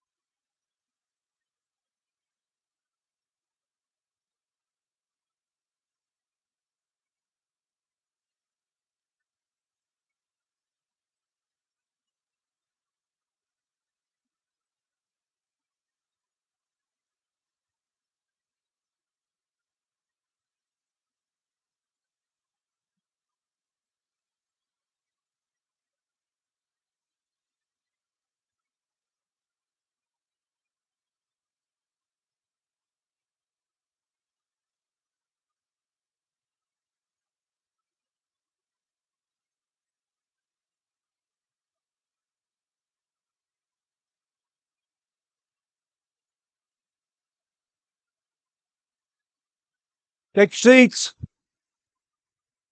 Take your seats. Let's go.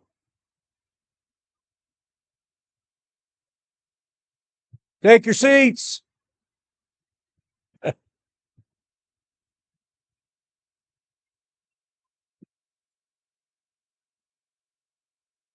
Let's get this thing going. Let's go.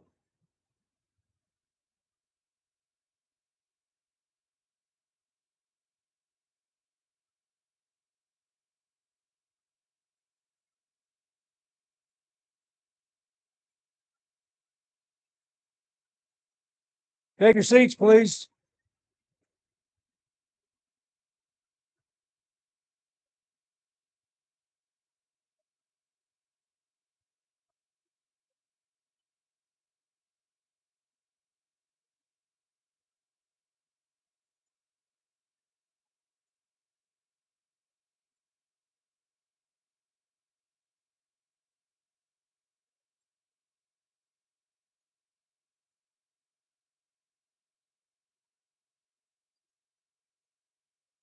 Some of our most important meetings happen during the break, so I totally understand wanting to talk and visit for sure. I want to introduce Andy Dooley. I mentioned him earlier. He's going to come up here and talk about special programs. Thank you.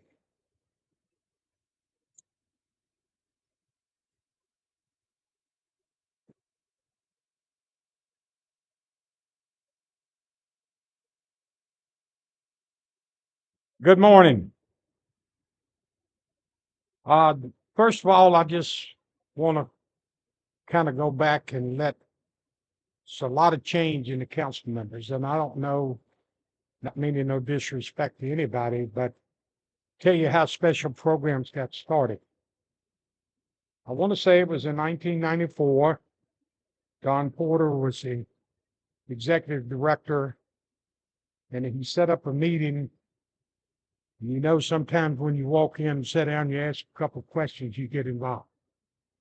So it was a gentleman that's still involved from Maryland by the name of Frank Caleric, and he named him as the chairman.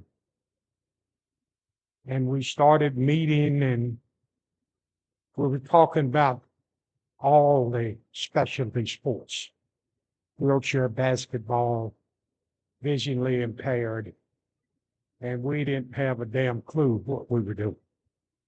And we didn't have a manual for anyone to maybe go by. So we go to the floor and ask for money, thinking if we got $5,000 or $6,000, we'd be good. We got almost $30,000 to start out. But since then, we've done our own fundraising. And with the meeting being shortened, I understand. But sometimes when you do things, it negatively impacts other things. One being us. No golf tournament. We don't have time to do it. No bowling tournament. We don't have time to put it in. So I ask you to go back and participate in our 50-50, possibly the few items we got for silent auction. But I was just asked a few minutes ago, most of you know we used to do a walk, and it was pretty successful. So I'm going to talk to Craig and staff and see if maybe we can organize that again and invite the public. Let them be a part of it too. To me, all money is green. And I'm taking just about any legal way I can get it. And the reason I say legal, I'd like to ask all of you to go back home, and most states now have gaming machines, whether they're in a convenience store, whether they're in Moose Lodges, Elks Lodges, VFW Post, American Legion. And most of their state laws require that they give a percentage of that money to public, the 501c organization. They have to give it away. I can quote the Virginia law to you very well. But that's an opportunity you could go to help your local programs. And that's where we need you all to get involved. Just about every Special Olympics or state has a state office. They have various regions, if you will, around their respective states. So reach out to them and see if it's any way you can help. Coaches training, umpire training, maybe even furnishing balls for their little state championships or whatever it is. And most of the time they'll offer to register the teams and even pay the fee. Now, I know some of you might would take that money. I wouldn't. You should give me an address. Give me a manager's name. I'll pay for it. So it's various ways that we can help. And to tell you this, we just had a tournament in Pittsburgh. And our partners was the Pirates. And Andy Fee, if you in this room, I wish you would stand and wave your hand. He said, is he in here? Yeah, I see him back in the back. But Andrew was very fortunate to go to Sports Pittsburgh and get a big grant. The Pirates gave all free tickets to the game on Friday night. Block off the parking lot, tailgate. We get down there and I see one of the regional managers from the Philadelphia office coming across the parking lot and come over and said, don't say anything. They're going to cancel this game. You looking up and I don't see a damn cloud in the sky. So I said, is it lightning?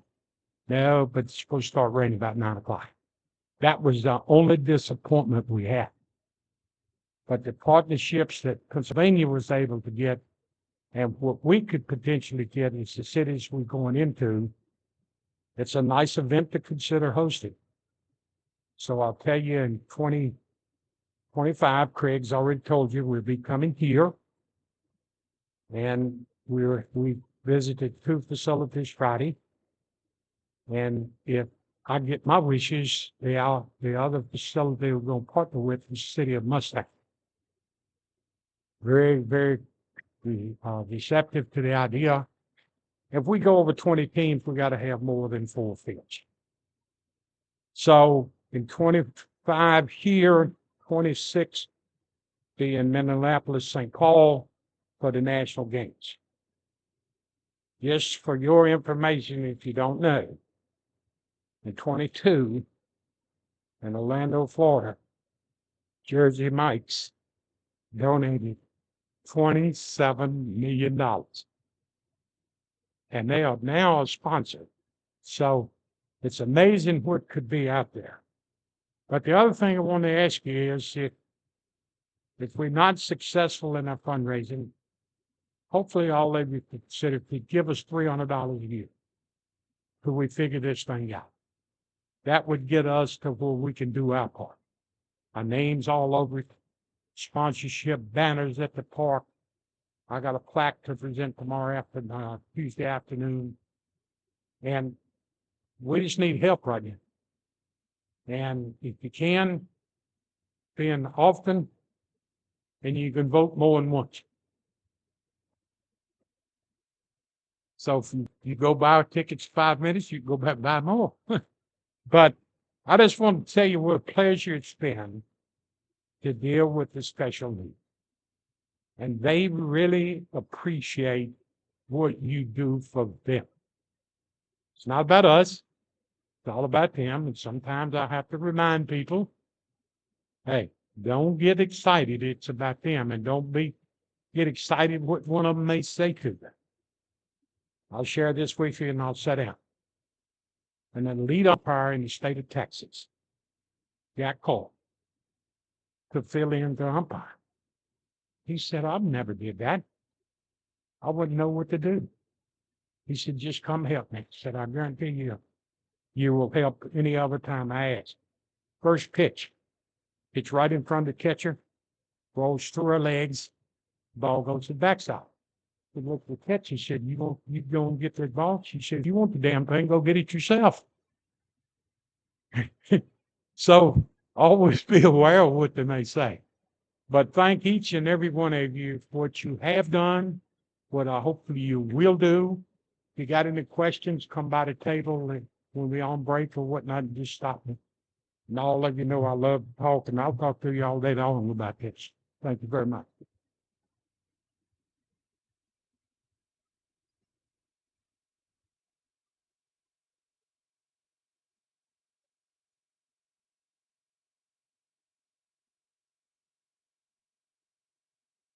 All right.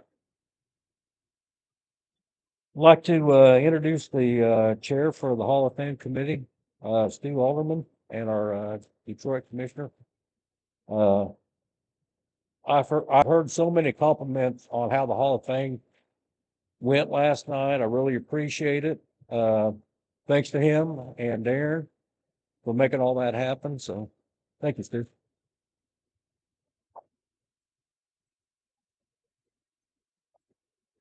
Thank you, Dave. Hopefully, everyone was able to join us last night for the premier event for USA Softball, and that was the Hall of Fame banquet. It sure was a memorable night, passionate, and just a great evening to celebrate the game of softball. The Hall of Fame committee did meet on Saturday for hours to discuss and select the class of 2025. This class now includes Kelly Kretschmann, fast pitch player. Chris Milovic, fast pitch player. John Miller, meritorious service. Charlotte Cates, slow pitch player. Hank Garris, slow pitch player. Jason Kendrick, slow pitch player. And last but not least, Chris Drum, umpire. And I know we have a couple of those people in the room here today. I'd ask that you stand up. I know Chris and John, please be recognized.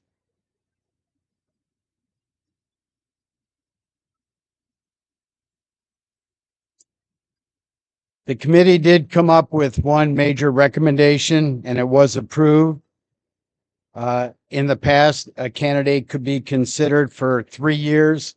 That will now be changed to 5 years. We are having an enormous amount of people being nominated each year. So the committee felt that this would be a better way to really consider people for a longer period of time.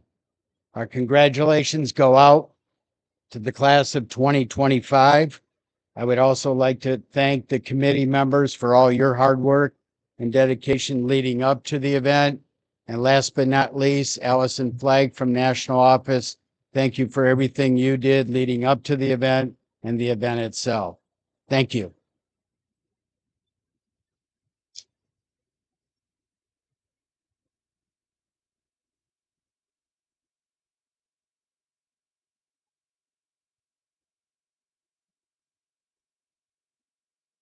All right, the fun stuff.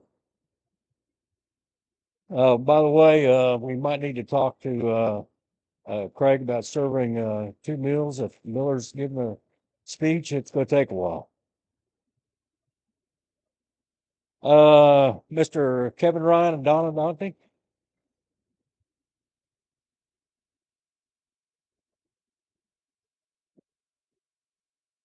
Thank you, President Devine.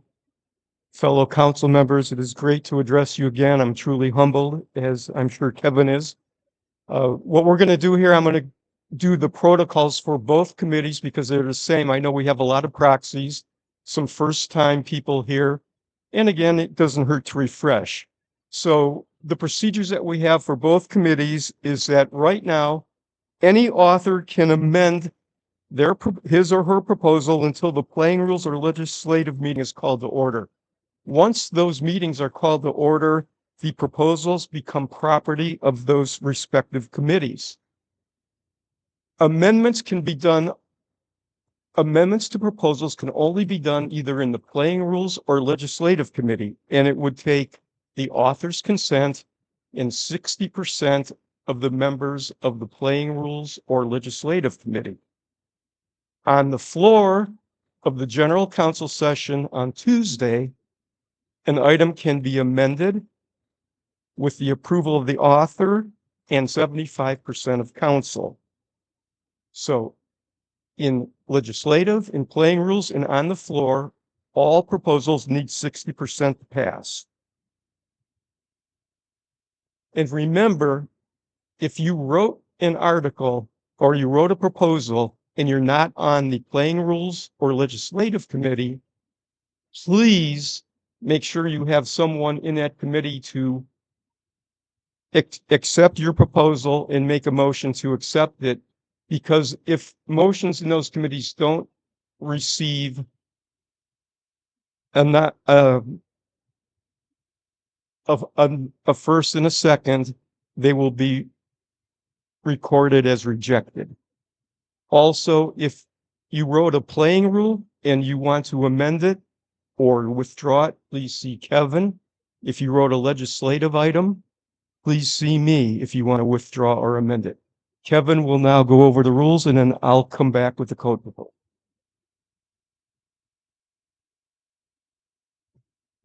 Morning.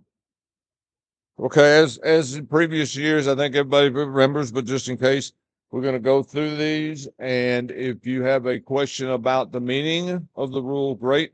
This is not the time to say, I really like that, I don't like that. It is only to say, okay, does that mean this or whatever, okay? So we'll go through them. And I don't have a clicker. Is they going to move on its own or do we just tell them? Okay. Let's start with item number one. Item number one has been withdrawn.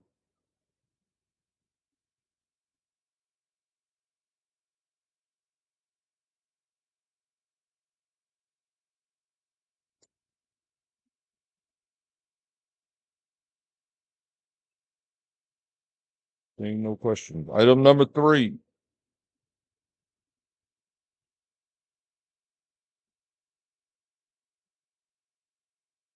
Item number four.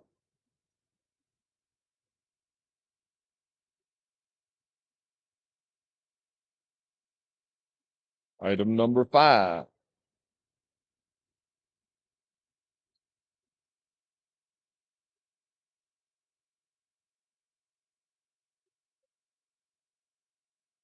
Item number six.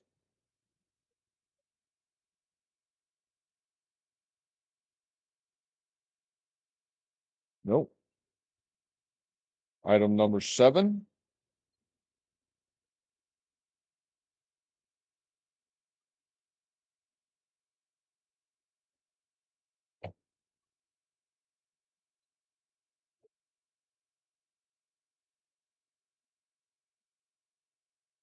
Item number seven. No, sir, have not received anything in writing.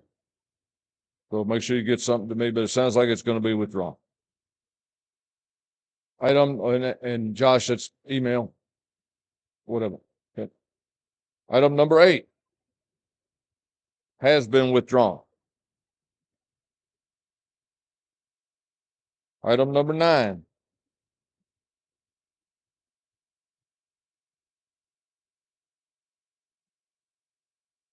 Item number 10 has been withdrawn.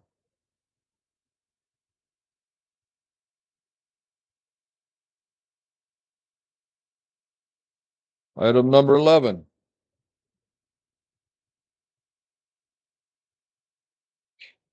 Bless you. Item number 12.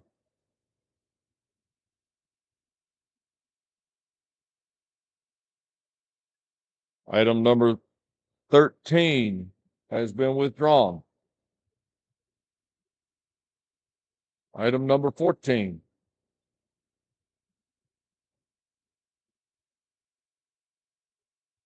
Item number 15.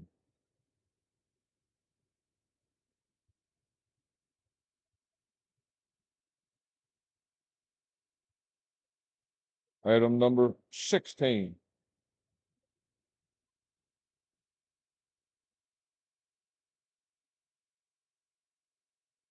Item number 17.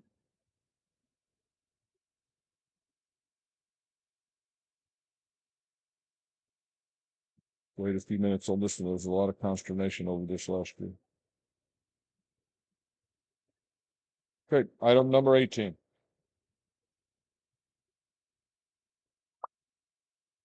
Okay, good deal. That is it. And any other withdrawals will be given to committee chairmen if we get them before playing rules. And like Donnie said, once we meet in playing rules, it belongs to the playing rules committee. Okay, thank you.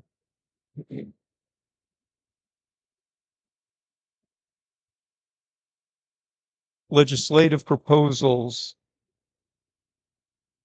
Procedural code items 1 and 2 have been withdrawn, both in favor for item 3.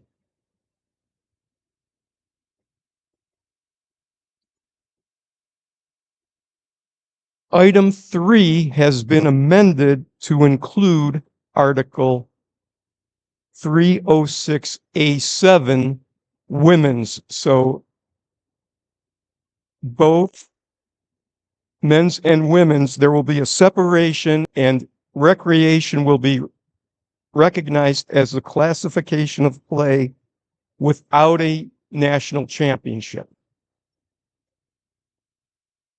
Item 4 revises the mandatory classification to allow 4 players from a higher division in the D&E classifications. Item 5 removes the plus designation for D&E in the player classifications. Item 6 has been withdrawn in favor of item 4.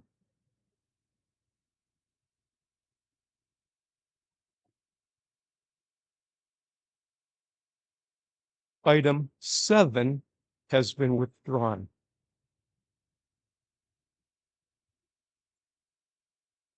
Item 8 eliminates the plus designation for classes C, D, and E.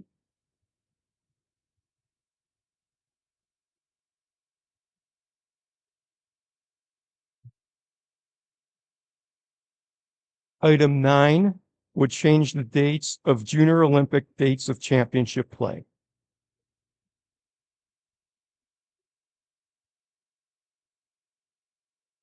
Item 10 has been withdrawn.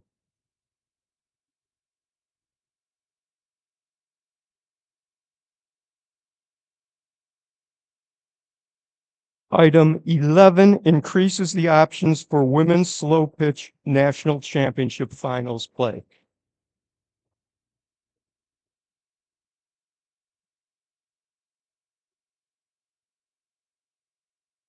Item 12 changes the girls fast pitch national championship structure and berth allocation.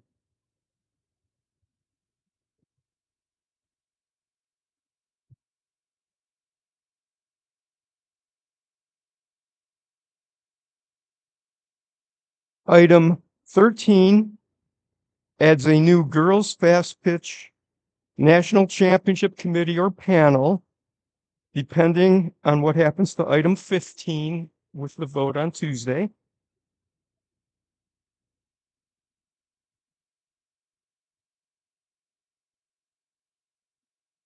Item 14 encourages committees, panels, or forums to stay active all year to make sure that we thoroughly and efficiently conduct USA softball business.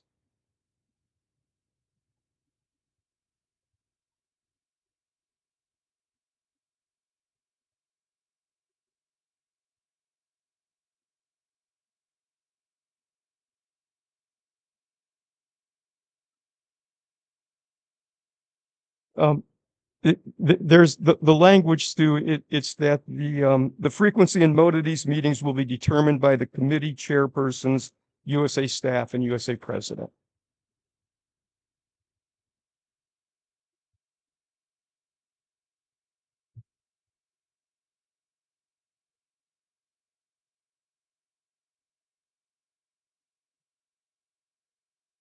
You can see me later to clarify that.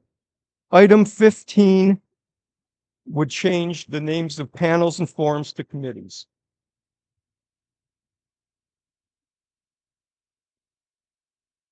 Item 16 would lower tournament assessment fees. Item 17 would eliminate championship jackets.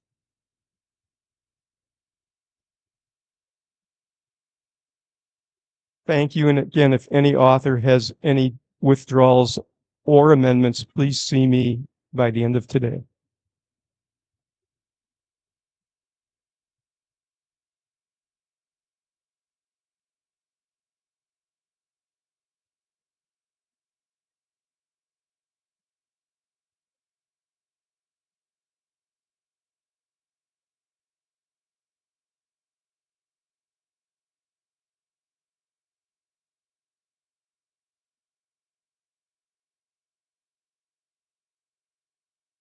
All right, at this time, I'd like to introduce our Chief Operating Officer, Allison Fide. Can you get it?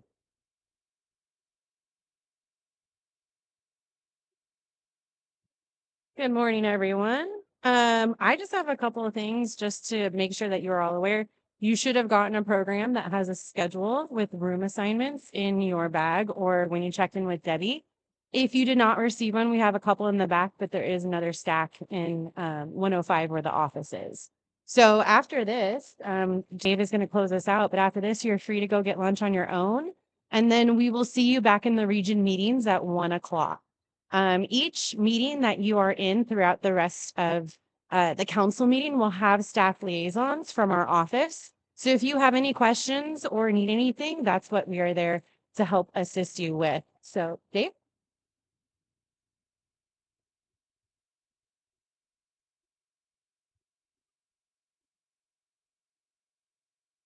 What can I say? We're now adjourned.